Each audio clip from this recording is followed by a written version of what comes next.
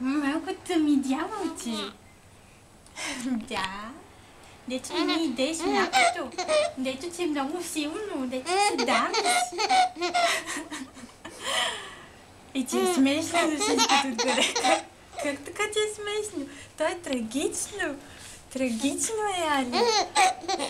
Да. Ти днеска колко ще се събуди? Знаеш ли колко часа? Ага, рано се събуди. Едва станах. Да. Стига си правила това на въпросите, мамо. И днеска ме заля, с мляко ме заля. И не стеш. И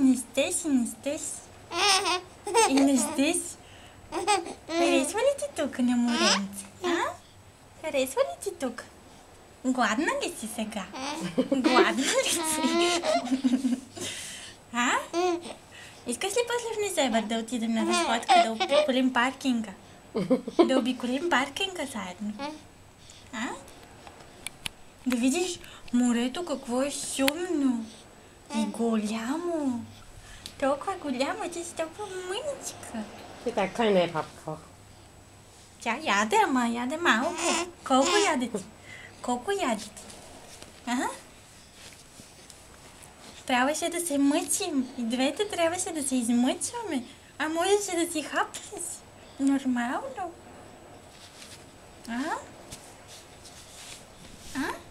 Я кажи, мама се дръпни. Да видим детето на слънце.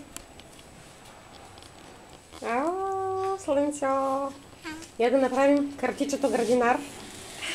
Ау. Ау, картичето градинар.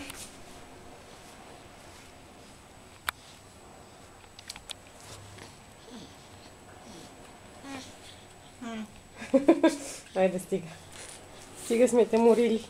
Ах, милото ми, котенце. Много хубаво на слънцето, нали?